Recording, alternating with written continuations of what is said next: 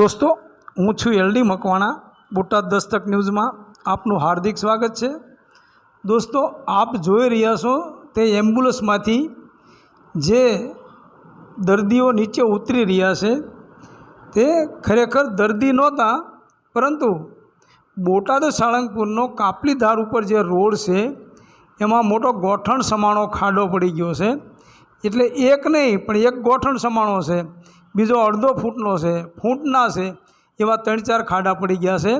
અને એ ખાડાની અંદર આ ભાઈની મોટરસાઇકલ સ્લીપ થઈ ગઈ અને બંને પતિ પત્ની ઘાયલ થયા છે. અને એ લોકોને અહીંયા લાવવામાં આવ્યા છે સોનાવાલા હોસ્પિટલમાં. તો આવા અનેક જગ્યાએ ખાડા છે. આ તો અહીંયા થયું છે, બાકી ગઢડા રોડે પણ એ જ રીતે એક મોટો જબરો ખાડો છે, ત્યાં પણ માણસો ક્યારેક પડશે અને મરશે.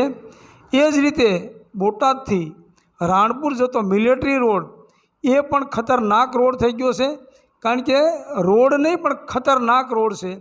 આવી પરિસ્થિતિમાં આ સરકાર ખરેખર શું કરે છે એ જ ખબર નથી પડતી. અને મિલિટરી રોડ તો ખરેખર ક્યારે બનાવ્યો છે એ મને પણ યાદ નથી. અને ખરેખર આ સરકાર પારદર્શક સરકારની વાતો કરે છે, પણ ખરેખર પારદર્શક હોય એવું દેખાતું નથી. લોકોમાં થતી ચર્ચા મુજબ આ સરકાર પારદર્શક ન કહેવાય પણ પારદર્શક કહેવાય. એટલે ખરેખર આ લોકો જ્યાં મોત મરણને શરણ થાય છે, એક્સિડન્ટ થાય છે, અકસ્માત થાય છે, એ મોટા ભાગે ખાડા ટેકરા અને ઢોરાના હિસાબે અને રોડ ખરાબના કારણે જ એક્સિડન્ટ થતા હોય છે. એટલે ખરેખર આ સરકાર જાગે અને આ રોડ વહેલામાં વહેલી તકે રોડ ન બનાવો તો કાંઈ નહીં, પણ આ થીગડા પૂરે એવું લોકોમાં માગ ઉઠી છે.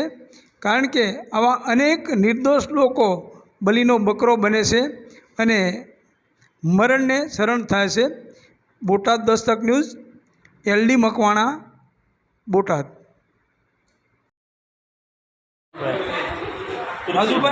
રાજુભાઈ ક્યાં જતા હતા અને શું બનાવ બન્યું?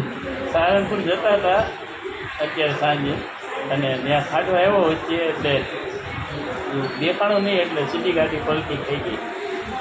કઈ જગ્યાએ ખાડો આવ્યો? એ કપલીધાર વટી તરત. કપલીધાર વટી, આ ત્યાં મોટો જબરો ખાડો છે. તમે ક્યાં સાળંગપુર જતા હતા? હા, સાળંગપુર દર્શન કરવા જતા હતા. પછી કોણે તમને લાવ્યું? કોણ? પછી ત્યાં ભાન થઈ ગયા. પછી તો લોકો એમ્બ્યુલન્સ બોલાવીને પછી ભાનમાં આવ્યા ને પછી લોકો કે ભાઈ એમ્બ્યુલન્સ આવે છે, એટલે પછી અત્યારે આવ્યા. કેવડો ખાડો હતો?